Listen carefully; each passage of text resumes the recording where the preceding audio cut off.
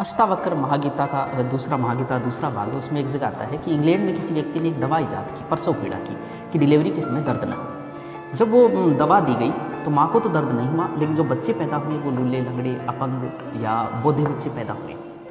तो जापान जो है वो दुनिया का एकमात्र ऐसा देश है जहाँ प्रसव पीड़ा के समय किसी प्रकार की दवाई नहीं दी जाती, पूरे विश्व का एकमात्र ऐसा देश है। ऐसा कहते हैं कि माँ जब बच्चे को जन्म देती है तो पीड़ा एक स्वाभाविक है, एक प्राकृतिक वो पीड़ा होनी चाहिए, और उस पीड़ा में बच्चे को भी, सिर्फ माँ को ही पीड़ा नहीं होती, बच्चे को भी पीड़ा होती है। और इस वजह से बच्चे का प्रारंभिक जो शुरुआत बच्चे की होती है वो संघर्ष से होती है और बच्चा बड़ा बलशाली पैदा होता है। और एक तकलीफ सहने के बाद जब माँ बच्चे को जन्म देती है तो उस बच्चे के प्रति माँ का बहुत प्रेम बढ़ता है, क्योंकि तकलीफ़ों के बाद, क्योंकि सीधी सी बात है कि तकलीफ जब पीड़ा के बाद हम किसी चीज़ को प्राप्त करते हैं तो हमारा उसके प्रति प्रेम बढ़ता है। वैष्णो देवी के हेलीकॉप्टर से भी जाया जा सकता है, लेकिन जो पैदल चल के वहाँ पहुँच के दर्शन करते हैं तो वो पीड़ा के बाद जो दर्शन है ना, उसका एक अपना अलग आनंद है। तो यह लिखा है कि ये गणित बहुत से लोगों के जीवन को खराब किए हैं। मंजिल से भी ज़्यादा मूल्यवान मार्ग है।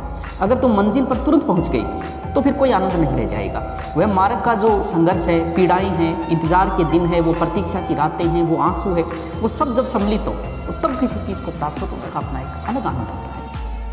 अगर तुम नौकरी की तैयारी करो, बड़ी आसानी से लग जाओ तो नौकरी की कोई इज्जत नहीं रह जाती। आदमी इज्जत करता ही नहीं है फिर नौकरी की, बड़ी आसानी से मिल जाए। और जब तुम संघर्ष के बाद 2-4 साल बाहर रहे, हुस्नों का खाना खाया, बड़ी पीड़ाएँ सहन की, तो उसके बाद जब तुम नौकरी मिलेगी और तुम उसकी जो इज्जत करोगे ना, वो एक अलग ही बात होगी। तो पीड़ाओं के बाद, संघर्ष के बाद जब कोई चीज़ प्राप्त हो तो उसका अपना एक अलग आनंद है।